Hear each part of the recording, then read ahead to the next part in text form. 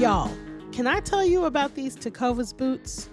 I don't know if y'all know this, but these boots are handmade, high quality, stylish, and comfortable right out of the box.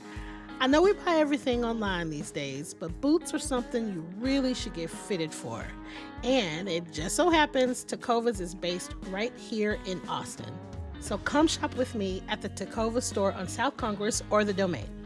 That's TECOVAS.com. Don't go gently, y'all. Today on CityCast Austin, there's a new podcast out about a Texas-sized crime. Think an escort, extortion, and murder for hire. And the main character is Austin royalty, Eric Mond. We're talking to Katie Vine about her Texas Monthly podcast, The Problem with Eric. CityCast Austin is brought to you by our exclusive launch sponsor, Tecovas.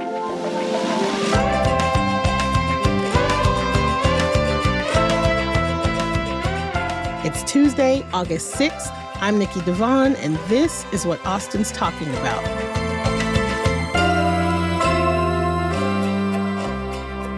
Hello. Hello. Hi, we are here with Katie Vine. She is a Texas Monthly contributor, and we are going to talk today about the Problem with Eric podcast. First of all, just let me say, obsessed.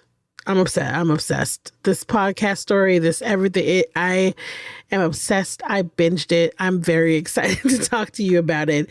Now, the 6-episode series is all out. And then there will be some bonus episodes for subscribers. Now, so the Problem with Eric is about Eric Mond, and it's such an Austin story. Charles Mond is a huge Austin establishment. Eric Mond is Charles Mond's grandson. So in December of 2021, Eric was arrested by the FBI in Austin in this murder for hire case. How did the people here react? I mean, shock. His face was in the Statesman and obviously all over the news. You know, the late night news. I know some folks who were friends of his too just couldn't believe it. And I think what contributed to some of that was the actual murders took place just as the COVID lockdown was happening. And so if he had been acting paranoid or unusual in any way, that was the time to be acting unusual because everybody was just locked in the house, right. You know, so nobody would have seen any kind of unusual behavior. As you say, the Mond name has been blasted on TV and radio ads for decades in Austin. Eric's grandpa Charles founded the company in 1957 with Charles Mond Oldsmobile Chevrolet. And over the years, it became an Austin empire, right? An Austin institution that grew to include Volkswagen and eventually Toyota. And Eric has a couple of siblings, but he was one of the heirs to the empire. He was worth $40 million. Wow. High profile enough that a blackmailer could just Google him and find out he's got some money. Give us a gist of what happened in this case. Eric went to Nashville in early 2020 to visit an escort who he'd seen before. Her name was Holly Williams. He knew her as Layla Love. Then in March 1st, 2020, he got a text from a stranger who knew about the night he spent with Holly and wanted money to keep quiet. And Eric panicked. He turned to one of his colleagues at work who put him in touch with a man named Gil Peled. He was kind of known as a badass and somebody who could take care of an extortion situation. He used to boast to his contact at Charles Mond Chevrolet about having taken care of extortion threats for a Russian billionaire and for the Mexican government. He moved to the U.S. in 1999, and then in 2011, he became a bodyguard for Charlie Sheen, where he kind of exaggerated the dangers to Charlie for his benefit. Yeah. Con man. Yeah. Right? Yeah. And then in 2014, Charlie Sheen fired him. Gil moved to Austin, and the kind of security that he specialized in just wasn't in demand here, obviously. We just don't have enough celebrities. In the spring of 2020, right around the time that Eric is asking him, hey, can you help me with my problem? He was overdrawn on his business bank account. He was facing foreclosure on his home, and he had $11 in the bank. It was a bad combination of he needed the work to escalate and Eric needed a problem taken care of. So then let me just tell you a little bit about the victims. Holly Williams, whom Eric had slept with in her capacity as an escort in Nashville, was this gregarious Nashvilleian in her early 30s, worked as an esthetician and a high-end escort. In 2018, she fell for a lanky, tall redhead named Bill Lanway. We don't know exactly when Bill found out Holly was an escort, but it was sometime before April 2019, because that's when we see in texts that he was really upset about her work and became violent, and that was starting to escalate. And back in Austin, Eric Mond is a guy who seems like he has it all, right? He's an executive in his family's business, had a wife and kids, a mansion. When he's being blackmailed, the blackmailer was asking for $25,000, and Eric had around $40 million. He could have just paid the money, could have gone to the cops, could have told his wife everything. That is the biggest question for me. Yeah, it was the most complicated and the worst option, especially in hindsight. You can, at a certain point, I think, go to the cops or come clean to your spouse. Why do you think he made that first bad decision to hire a hitman instead of pay the money or come clean to your wife? Mm-hmm. So in total ended up costing him $905,000. It's a lot of money. You know, he had a prenup, so it wasn't a fear of losing money to his wife, now his ex-wife. The only thing I could think of was that he didn't want to be seen as the sucker to his, friends. Yeah, ego. Didn't want to embarrass the family name. I mean, you have a high-profile name. Anyway, he eventually hired Brian Brockway. Then Brian reaches out to Adam Carey, a 29-year-old former Marine who's just really eager for action, who wanted to do some freelance work. So Gil hires Brian and Adam in March of 2020. There was no plan for violence in the beginning. Yeah. It was just figure out who's extorting Eric and get them to stop with words, right? But the problem was once they got on the ground, they couldn't make contact. Holly and Bill wouldn't answer the door. They wouldn't answer the phone. They show up at Holly's house and they shoot Holly and Bill and put them in the back of Holly's car and they go to drive to the dump site. But it turns out that Holly wasn't dead. So they essentially kidnapped her. Once they arrived, they shot her again, and then their bodies were found in Holly's wrecked car the next day. A lot of their friends thought that it was murder-suicide. Each person had some kind of personal issue that created a perfect storm of motivations, right? There was greed for some, shame for others, and it ends up with two people dead. You have the jealous boyfriend who lashes out at her girlfriend's clients. You have a middleman desperate for cash who sees endless opportunities for money in Eric Mond. He's like an ATM machine. You have a guy who seems to have fantasized about becoming a hitman, Adam Carey, who has a perfect opportunity to live out his fantasies with this scenario. And Eric, a rich guy who wants to keep his secret secret. Just like a terrible, perfect storm. It is clear that Eric saw himself as invincible and immune to the law. Of course, he probably felt he was above the law. It took a year and a half for him to get caught. Nobody knew about that the arrest was coming except for folks in the FBI and the Justice Department.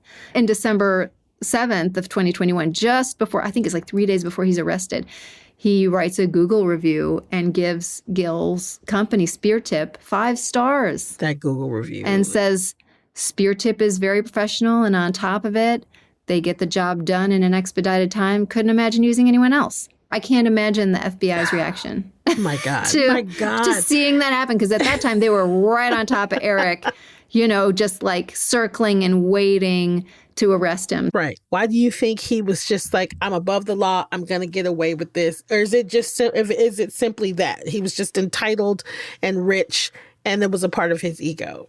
I wish I could think of some other explanations, but I can't. I come up blank. I think that's exactly it, Nikki. I can't think of any other reasons. So I got to know, when and how did you first even hear about the story? Anna Worrell, a freelance podcast producer, came to us with this story. She's an Austin native and was working in the film world in LA. And her dad kept sending her updates on this case after it broke in the newspapers in 2021. So she became intrigued and brought it to us when she moved back to Austin. And I'm really glad she did. I became the host, and the two of us were introduced in October last year, 2023, just before the murder for trial began in Nashville, where the murders took place. It's in Nashville because it's a federal case, because it involves incidents and defendants in more than one state. Right. So yeah, we went to Nashville and attended the 3-week trial with the 3 defendants, Eric Mond, Brian Brockway, and Adam Carey, and took notes in the back of the courtroom so we could learn the details of the case and kind of form the backbone of the podcast. What was it like? Were there a lot of spectators? Was there a lot of buzz? Because there were 3 defendants, the jury is on one side of the courtroom, and then lining the whole other side of the courtroom. The defendants were all on the right side, and it was just wall-to-wall attorneys. There was just the one bench for press, and it was us, 2020, and a guy from the Tennessean. Besides the families of the victims and the defendants, that was it. That's wild. When we were in Nashville, we interviewed people who knew the victims. When we got back into Texas, we started interviewing people in the car world, trying to figure out people who worked in security, interviewing the prosecutors, and anybody who would talk to us who was involved in this case.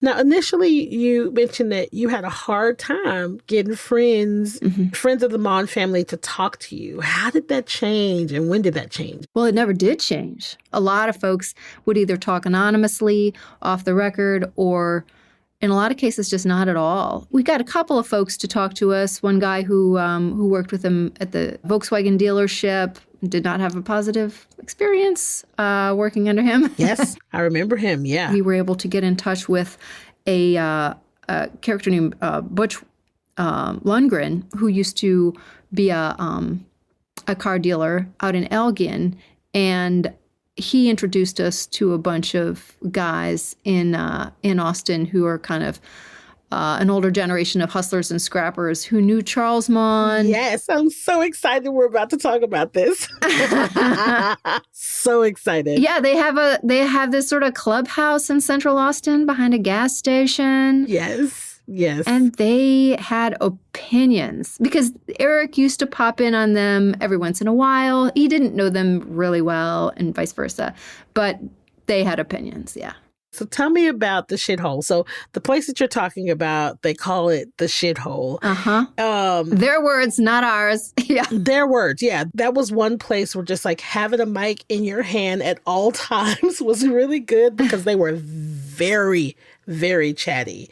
They seemed to be kind of a stand-in for the audience. They're a total riot. I didn't know this place existed like most people. I mean, why would we have known about it? Some people were welcoming. Some people were very alarmed that we were there. They let us come in, and the people who didn't want to talk a lot of times would just leave.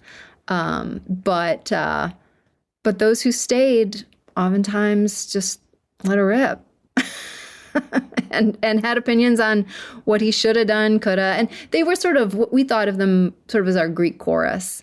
They had just a little bit more experience with Eric and with Eric's world, and so they could kind of translate some of that to us. And were you surprised at all by their takes on Eric? I was surprised that a lot of folks felt like he only did it once and he wouldn't do it again, that life in prison was too harsh. I was a little bit surprised by that because it seemed yes. to me like the rules are the rules, and murder for hire with murder resulting is a very big deal. And to your point, I think that several of the people that are involved in this kind of feel like the rules don't apply to them and they can bend at their will. Eric's not exactly, I wouldn't put him in a con man category, but he seems like the philosophy that he can make the rules definitely would have resonated with him. They're from Westlake, and people who live here know that Westlake kind of operates by its own rules. It's kind of this like unspoken class conversation sometimes that isn't talked about a lot in Austin. And please, that is not to say that everybody in Westlake is walking around killing people. That's not what I'm saying. But I'm just saying the way that he was dealing with things really spoke to where he comes from. And I mean, do you find that was the case in your opinion?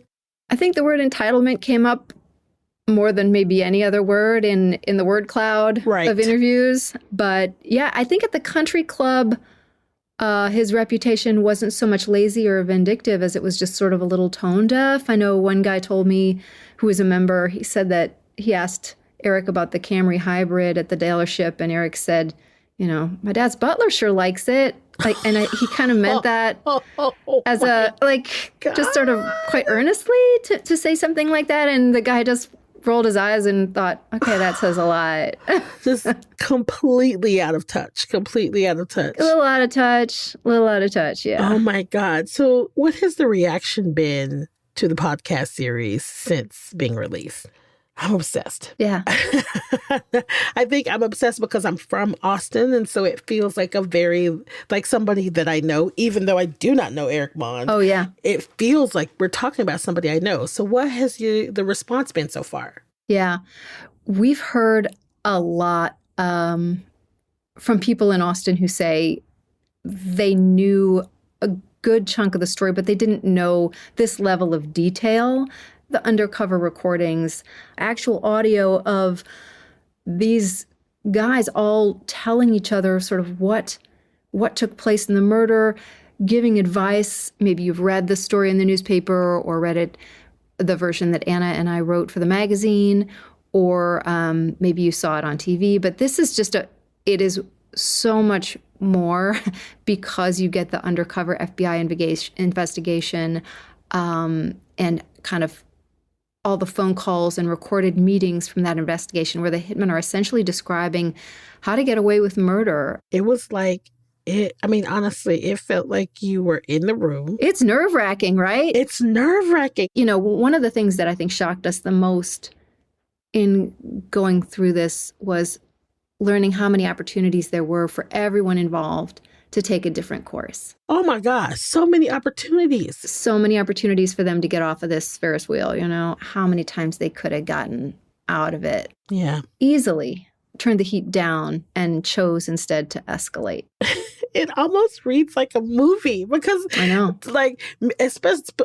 Many elements of the story seem really cinematic. A lot of the text between Holly and Bill became public in the trial, and yes, you can see how their relationship was changing and becoming increasingly hostile, coming right up to the date of the murders, where you realize that she was very possibly about to send Bill to jail for domestic violence. And if everybody could have just sat tight for a couple more days, right, he might have gone away. It was taking care of itself. Everything gone. All problems gone. I mean, I guess he could have still had a phone in prison and whatever, harassed people from there, but that's true. It would have changed everything. So 2 months after Bill and Holly were murdered in Nashville, Eric filed for divorce.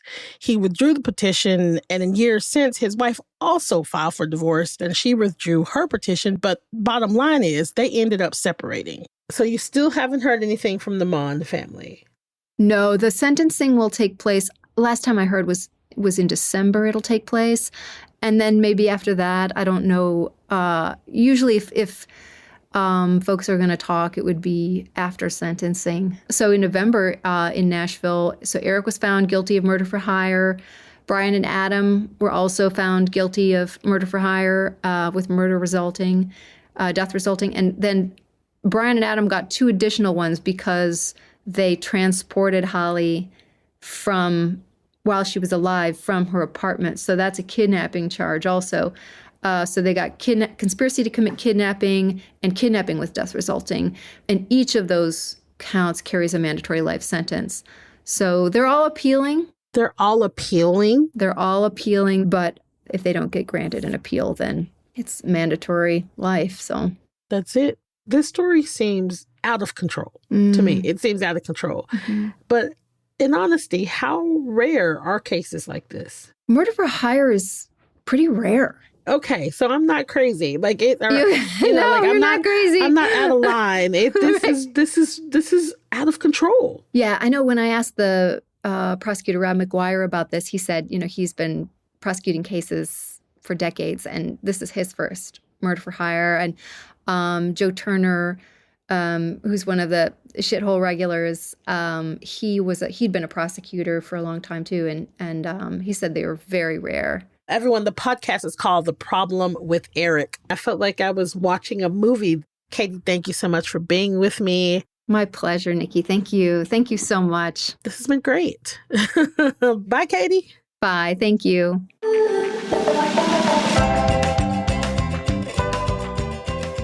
That's all for today here on CityCast Austin. You can find the links to Katie's work in our show notes. If you enjoyed the show, why not tell a friend, rate the show, leave us a review, and subscribe to our Hey Austin newsletter. We'll be back tomorrow morning with more news from around the city. Bye, y'all.